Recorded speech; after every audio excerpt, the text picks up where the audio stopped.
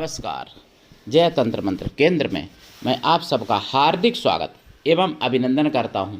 मेरे प्रिय भाई बहनों, मैं आपको आज एक ऐसी बात बताऊंगा जिससे आपको समस्त सिद्धियां प्राप्त हो सकती हैं, सब कुछ प्राप्त हो सकता है, जिसके लिए आपको हमारा वीडियो अंत तक देखना पड़ेगा।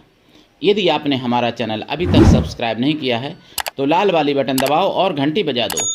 कोई शुल्क एवं चार्ज नहीं कटेगा। आप हमारे वीडियो को फेसबुक पर, व्हाट्सएप पर, ट्विटर अकाउंट के माध्यम से और इंस्टाग्राम पर अधिक से अधिक शेयर करें। लाइक और कमेंट करना भी आपका धर्म है। दुनिया में जिसका कोई नहीं, मैं उसका हूँ। यदि आपको अपनों ने धोखा दिया है अथवा आपको परायों ने धोखा दिया है तो आप एक बार मुझे अवश्य आजमाएं। हमारा मोबाइल नंबर है 9305 63 71 73। बात करने का टाइम भारतीय टाइम के अनुसार दिन में दोपहर 12 बजे से 2 बजे के बीच का है। यदि आप सच्चा, पवित्र, निस्वार्थ दिव्य प्रेम पाना चाहते हैं अथवा देना चाहते हैं तो आपका स्थान मेरे लिए मेरे प्राणों से भी करोड़ों गुना ऊपर है। मैं राष्ट्रीय अध्यक्ष कृष्णा दल एवं महामंडलेश्वर आप सबसे निवेदन करता हूं, यदि आप मानवतावादी हैं अथवा आप सनातनी हैं तो मुझसे जरूर जुड़ें। यदि आप में योग्यता हुई तो मैं आपको पदाधिकारी भी बनाऊंगा अपने संगठन कृष्णा दल में। ये कृष्णा दल हमारा, आपका, सबका एक परिवार है। आप देश विदेश में, विश्व के किसी भी कोने में रहते हैं, किसी भी जाति धर्म से हैं, कोई दिक्कत नहीं। आप हमारे दिए हुए ज्ञान से भरपूर लाभ उठा सकते हैं। वो मैं जो सच्ची बात बताने जा रहा हूँ उससे पहले मैं कुछ एक निवेदन करना चाहता हूँ कि यदि आप मेंबरशिप ले लें ज्वाइनिंग बटन दबा के, तो फिर जो फ्रीज करवाया हुआ चैनल है हमारा वो अनफ्रीज हो जाएगा। मतलब विरोधियों ने जो फ्रीज करवा दिया था, और सुपर थैंक्स भी किया करें। मेंबरशिप 59 रुपये की मात्र है, 1 महीने की। 2 रुपये का भी खर्चा रोज़ का नहीं पड़ता है। ये पैसा मेरी जेब में नहीं जाता, पैसा यूट्यूब के पास जाता है, लेकिन यूट्यूब यही भाषा समझता है। और जब मेंबरशिप ज़्यादा से ज़्यादा हो जाएंगी तो यूट्यूब को चैनल अनफ्रीज करना उसकी मजबूरी हो जाएगी। इसलिए मेरे प्रिय भाई बहनों ध्यान दें, और इससे कोई भारी फर्क भी नहीं किसी की जेब पे पड़ने वाला। प्रिय भाई बहनों, अब मैं आपको कुछ ज़रूरी बातें बताना चाहता हूँ, फिर मैं बात बताऊँगा। देखिए, ज़रूरी बात यह है क्योंकि मैं कहता हूँ हमेशा कि आप एकजुट रहो, एकजुट रहो। और जो बांग्लादेश में जो हुआ वो बंगाल में भी हिंदू देख रहे हैं इस समय। मुर्शिदाबाद में 500 से ज़्यादा हिंदू बेघर हो गए, कई हिंदू मारे गए, 3 हिंदू दिखाए जा रहे हैं, पिता बेटा समेत। और मेरे प्रिय भाई बहनों, कुछ पत्रकार ऐसे हैं, मतलब पत्तलकार, जो पत्तल चाटने के लालच में मतलब घटा के दिखाना चाहते हैं और दिखाते हैं। हिंदू मर रहे हैं, उनके लिए उनके जीवन में उनका कोई महत्व नहीं, केवल उनको पत्तल चाटनी। पत्तलकार जो हैं, जिनको पत्रकार लोग कहते हैं, मैं ऐसे पत्रकारों को पत्तलकार कहता हूं जो सच्ची खबर नहीं दिखाते, झूठी खबर दिखाते हैं। मेरे प्रिय भाई बहनों, बांग्लादेश में जो हो रहा था वो बंगाल में भी हो रहा है। तो इसीलिए मैं कहता हूं कि अगर आप लोग एकजुट नहीं रहोगे तो आपके घर पर भी यही होगा, ध्यान रखना।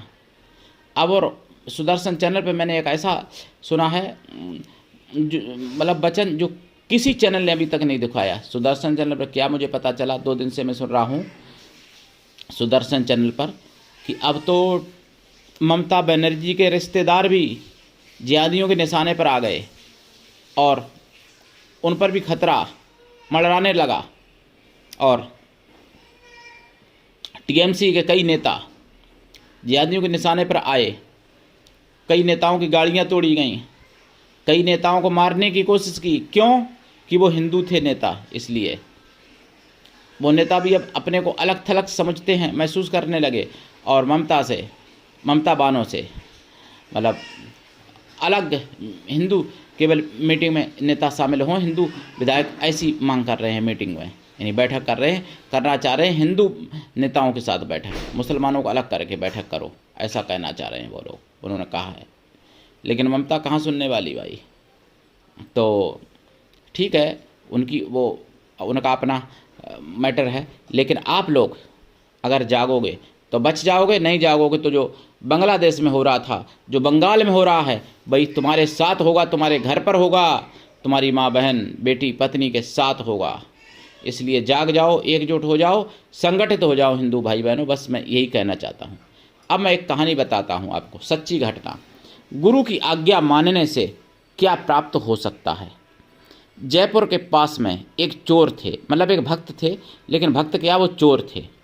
और ऐसे चोर नहीं थे, उनके पिताजी भी चोर थे, उनके दादा भी चोर थे, परंपरागत मतलब चोर। उनके परदादा भी चोर थे और उनके परदादा के भी परदादा तक चोर थे। सभी चोर रहे थे, परंपरागत वो चोर रहते थे। तो जो चोर थे उनका नाम था घाटम दास जी। चोरी करते थे, हमेशा लूटते थे, मतलब रास्ते में जो मिल जाता था कोई व्यक्ति। एक बार उनके रास्ते में एक महात्मा जी आए। तो महात्मा जी जो आए, महात्मा जी को उन्होंने पकड़ लिया, भाई रोक लिया, मार्ग रोका और कहा कि जो कुछ हो रख दो यहाँ।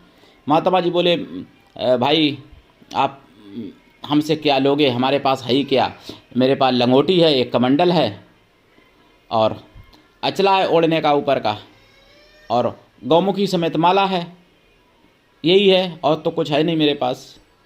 तो हमसे तुम लोगे क्या, हम तुमको क्या दे पाएंगे भाई। तो घाटम दास जी को थोड़ी सी दया आई, बोले कि महात्मा जी हो, चलो मैं तुमको छोड़ देता हूँ, जाओ, कोई दिक्कत नहीं, जाओ। महात्मा जी बहुत अच्छे संत थे। उन्होंने कहा कि जब आप हमसे मिल ही गए हो, ईश्वर ने ऐसा मिलाया सहयोग कि आधी रात पे आपने मुझे रोका है, आधी रात के बाद आप चोरी करते हो, मेरा आना इसी रास्ते से हुआ, आपने मुझे रोका है, तो मैं अब तुमको कुछ देना चाहता हूँ। तो कि क्या देना चाहते हो गुरुजी गुरुदेव। तो कि आप चोरी करना छोड़ दो। तो कि ये नहीं हो सकता। घाटम दास जी बोले, ये नहीं हो सकता, ये तो मेरे परंपरागत चोरी वाला है सिस्टम, और मैं कुछ जानता ही नहीं हूँ इसके अलावा। और मेरे गर्भ, मतलब मेरी पत्नी के गर्भ में जो बच्चा पल रहा है अभी, उसको भी मैं चोरी के संस्कार अभी से दे रहा हूँ, गर्भावस्था में ही, क्योंकि मेरे पास और कुछ है ही नहीं। घाटम दास जी बोले। तो उन्होंने कहा अच्छा। तो उन्होंने कहा कि गुरु जी ने कि अच्छा कोई बात नहीं, मुझे 3 वचन आप दे दो। कि क्या, कि एक तो ये वचन दे दो कि मैं कभी झूठ नहीं बोलूँगा। घाटम दास जी ने बोले कि ठीक है, ये तो बहुत अच्छी बात है, मैं कभी झूठ नहीं बोलूँगा। उन्होंने कहा जो भी तुमको मिलेगा वो ठाकुर जी को निवेदित करोगे, ताकि बाद स्वयं इस्तेमाल करोगे, कुछ भी मिले। उन्होंने कहा ठीक है, ये भी दिया। तीसरा वचन कि जो भी मिलेगा उसका मतलब दान पुण्य, मतलब धन का दशांश मतलब दान करेंगे संत महात्माओं में। तो उन्होंने कहा ठीक है, ये भी दिया। अब गुरुजी तो चले गए और उन्होंने गुरुजी का आश्रम ढूंढा ढाला। आश्रम में अपना 1 साल का दशांश देने लगे। 1 साल इकट्ठा करते जाएं, पूरी साल दशांश जितना हो उसमें से, और 1 साल पे दे आया करें गुरुजी के आश्रम में। और गुरुजी से प्रार्थना की कि हमारी हम पर कृपा हो जाए, बड़े बड़े लोग आए जिनको मैं लूट सकूं। तो गुरुजी भी भाई आशीर्वाद दे दिया था, तुम्हारा काम सफल होगा, बस 3 वचन ध्यान रखना। अब उनके पास बड़े बड़े धनाढ़ लोग आने लगे और वो लूटने लगे, अपना काम चलने लगा, बहुत दान पुण्य गुरुजी के यहाँ भी करने लगे। एक बार दिमाग में आया घाटम दास जी के कि अगर मैं रोज़ चोरी करता, रोज़ करना पड़ता है तब घर चला पाते हैं, ऐसा किया जाए कि किसी बहुत बड़ी चोरी की जाए, जो मतलब हम भी अपना काम चलाएं और गुरुजी के यहाँ दान दक्षिणा भी हो जाए, और जीवन में मुझे दोबारा चोरी ना करना पड़े, मतलब चोरी मेरी छूट जाए, ऐसी भावना आई। तो सोचा कि सेठ साहूकारों को अभी तक लूटा, अब नगर के राजा को लूटा जाए। तो अपने नगर में गए राजा के यहाँ चोरी करने। तो घुड़सार में जाने लगे। द्वार पर रोका कि कहाँ जा रहे हो, कि चोरी करने जा रहे हैं, राजा का जो घोड़ा है उसको चुराऊंगा और बेच दूंगा उसको, और उससे बेच के परिवार चलाऊंगा। तो द्वारपालों ने सोचा कि चोर होता तो ऐसा थोड़ी सत्यवादी चोर होगा जो कहेगा चोरी करने जा रहा। तो द्वारपालों ने सोचा कि राजा का कोई गुप्तचर है और हमने रोका है, इसलिए बुरा मान गया, इसलिए ये ऐसी बात कर रहा है। तो द्वारपाल बोले भैया बुरा क्यों मानते हो, जाओ जाओ जाओ अंदर जाओ। बुरा मानने की इसमें क्या बात है भाई, हमने कुछ गलत नहीं बोला आपसे, क्षमा करो, माफ़ कर दो। चले गए, वो चले गए। राजा का घोड़ा देखा, सफ़ेद घोड़ा जो था, सबसे कीमती घोड़ा जिस पर राजा ही बैठते थे। तो सफ़ेद घोड़ा चुराया और घोड़ा पर बैठ के निकले। तो निकल आए तो द्वारपालों ने फिर कहा कि कहाँ ये घोड़ा ले जा रहे हो? तो घाटम दास जी बोले कि घोड़ा लिए क्या जा रहे हैं, चोरी की है राजा की। अब ये घोड़ा बेचेंगे आगे और बेच के परिवार चलाएंगे धन से। तो द्वारपालों ने फिर सोचा कि इसका मतलब कोई बहुत बड़ा गुप्तचर है और मैंने रोका इसलिए बुरा मान गया। बोला द्वारपालों ने कि अरे भाई भाई साहब, जाओ जाओ जाओ, बुरा मत मानो, माफ़ कर दो, मैं जानता हूँ आप राजा के कोई गुप्तचर हो, मुझे माफ़ कर दो, आप जाओ जाओ। तो भाई वो चले आए आगे। अब राजा थोड़ी देर बाद जागा, राजा उठा वहाँ और राजा तुरंत गया वहाँ पर। तो घुड़सार में देखा सफ़ेद घोड़ी गायब। राजा भाग के आया द्वार पे कि मेरा घोड़ा कहाँ गया? बताया कि ऐसे ऐसे आपका कोई गुप्तचर ले गया। राजा ने कहा मेरा कोई गुप्तचर नहीं आया यहाँ। तो कि फिर कहाँ गया? तो कि आगे गया होगा, जल्दी पकड़ो। सेना दौड़ी। इधर घाटम दास जी भगा रहे थे घोड़ा को, सोचे कि सेना के पीछे पड़ेंगे भी तो पकड़े जाएंगे। और तब तक क्या हुआ, आगे एक मंदिर आया। अब भाई वचन था गुरु जी का, जबकि घातक था उनके लिए इस समय वचन मानना, घाटम दास जी के लिए, लेकिन वो गुरु आज्ञा। तो उन्होंने घोड़ा बांध दिया बाहर और अंदर चले गए और ठाकुर जी को घोड़ा निवेदित किया। कहा कि ये भगवान, ये घोड़ा आपका है, आप स्वीकार कर लो। और मंदिर में परिक्रमा लगाए, वचन दिया था कि परिक्रमा लगा के आना गुरु जी को।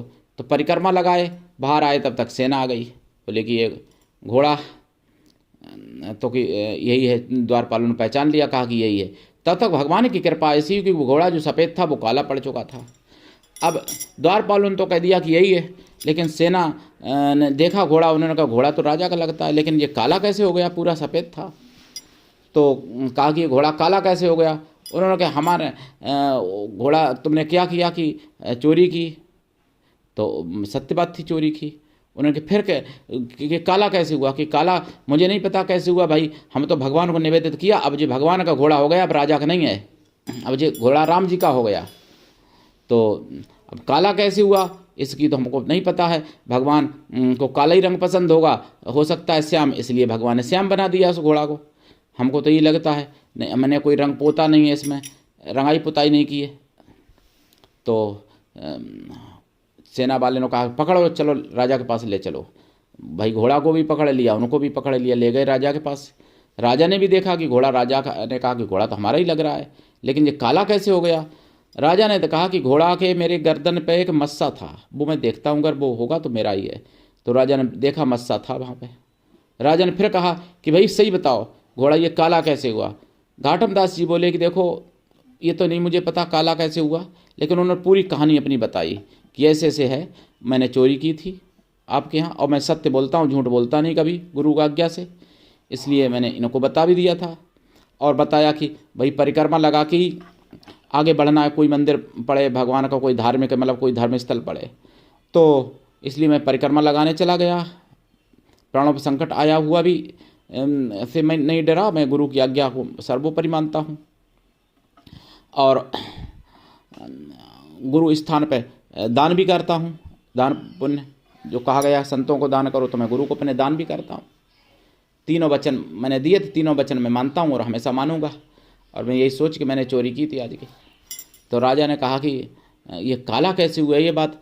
तो कि अब ये तो नहीं मुझे पता, भगवान को यही पसंद होगा इसलिए भगवान ने कर दिया काला, लेकिन घोड़ा यही मैंने चुराया था आपके यहाँ से और भगवान को निवेदित कर दिया, पूजा करने में चले गए, तब तक काला हो गया भाई। अब मैंने कोई रंगाई पुताई नहीं की, आप रगड़ के रंग नहला के देख लो कैसा भी करके, मैंने कोई इसमें अपनी कारस्तानी नहीं की है। तो राजा ने कहा कि ठीक है, अब मैं तुमको दंड तो कुछ नहीं दूंगा, और खुश हो गए उनकी गुरु भक्ति पे घाटम दास जी। और राजा ने कहा कि देखो एक काम करो, आप चोरी तो आपने की कोई बात नहीं, मेरे राज्य में एक पद खाली है, गुरु पद, कोई राजगुरु नहीं है, आप मेरे राजगुरु बन जाओ। आज से राजगुरु के पद पर उनको नियुक्त कर दिया। जैसे ही नियुक्त किया घाटम दास बहुत रोए। घाटम दास रोए क्यों? राजा ने पूछा तो कहा कि अगर मैंने गुरु की आज्ञा पूरी मानी होती, गुरु ने कहा था चोरी करना छोड़ दो, अगर मैं ये भी छोड़ दिया होता तो आज मैं राजगुरु नहीं, आज मैं मतलब परब्रह्म परमात्मा तक पहुंच गया होता। लेकिन गुरु की मैंने आज्ञा नहीं मानी, केवल गुरु को 3 वचन दिए वही निभाए, तो चोरी करने के बाद भी मुझे राजगुरु की पदवी प्राप्त हुई और कोई दंड भी नहीं मिला। तो घाटम दास जी बहुत रोए, लेकिन घाटम दास जी का वो तो सपना हो गया पूरा, जो सोचा था कि ऐसी चोरी करूं जो मतलब कभी ना घटे, पीढ़ियाँ भी खाएं। तो इतना धन वहाँ से राजा ने उनको इनाम दिया और फिर उनको हमेशा इनाम देने लगे, इतना ज़्यादा जो कि उनका पूरा परिवार खुशी खुशी से राजसी मतलब ठाट बाट से चलने लगा उनका परिवार घाटम दास जी का, बल्कि राजाओं से भी ज़्यादा उच्च भोग उनके पास उपलब्ध हो गए। तो ये गुरु आज्ञा मानने से ये फल मिलता है। इस कहानी से आपको यही सीखना चाहिए, और सच्ची मतलब कथा ये जयपुर के पास की है। तो इस कहानी से आपको यही सीखना चाहिए और समझ में आना चाहिए कि गुरु आज्ञा मानने से क्या नहीं मिल सकता। मुझे तो नहीं पता, आपको शायद पता हो तो बताना, गुरु आज्ञा मानने से क्या नहीं मिल सकता। और मैं कहता हूँ गुरु आज्ञा मानने से सब कुछ मिल सकता है, लेकिन गुरु ऐसा हो शिष्य से कुछ भी ना ले, और शिष्य भी ऐसा हो गुरु को सब कुछ दे, गुरु के लिए समर्पित रहे, गुरु पर पूर्ण विश्वास करे। जैसे घाटम दास जी ने प्राणों पर संकट आया हुआ भी जान के और गुरु आज्ञा को नहीं तोड़ा, जबकि घाटम दास जी जानते थे कि अगर मैं पकड़ा जाऊंगा तो राजा के पास जाऊंगा, राजा फांसी के अलावा और मुझे कुछ नहीं देगा, फांसी देगा सीधी जो दी जाती थी चोरों को। फिर भी उन्होंने गुरु आज्ञा मानते हुए भगवान को परिक्रमा लगाया, भगवान का घोड़ा बांध दिया, और सत्य बोलते रहे, गुरु की आज्ञा मान के झूठ नहीं बोले, क्योंकि गुरु को 3 वचन दिए थे, वो तीनों माने उन्होंने, तो उनको गुरु पद प्राप्त हो गया। तो घाटम दास जी रोते हैं और कहते हैं कि अगर मैं गुरु की आज्ञा मानता तो परब्रह्म लोक मुझे अभी तक प्राप्त हो जाता, ऐसे मेरे गुरु हैं। तो गुरु पर विश्वास, गुरु की आज्ञा। लेकिन आजकल शिष्य क्या सोचते हैं, गुरु क्या कर रहा है वो मैं भी करूंगा तो मैं भी सिद्ध बन जाऊंगा। गुरु जो करता है उसको मत करो, गुरु जो कहता है उसको करो, जो गुरु कहे उसको करो, तब आप आगे बढ़ोगे। गुरु करेगा उसको आप करोगे तो आगे नहीं बढ़ोगे भाई बहनों। तो ये मेरे प्रिय भाई बहनों, ऐसी आप कहानी से शिक्षा लो, और यह कहानी अगर पूरी आपने सुनी और अपने प्रियजनों को सुनाई तो आपको पुण्य लाभ भी मिलेगा, आपका भाग्य भी सुधरेगा, आपके ग्रह दोष भी समाप्त होंगे, ये निश्चित है मेरे प्रिय भाई बहनों। उठाइए लाभ, करिए साधना। साधना भी मैं बताता हूँ अपने चैनल पर, बताऊँगा भविष्य में अगले वीडियो में। तो आज के लिए इतना ही, धन्यवाद। जय श्री राम, हर हर महादेव, जय घाटम दास महाराज की, वंदे मातरम, जय सनातन, जय हिंदू राष्ट्र।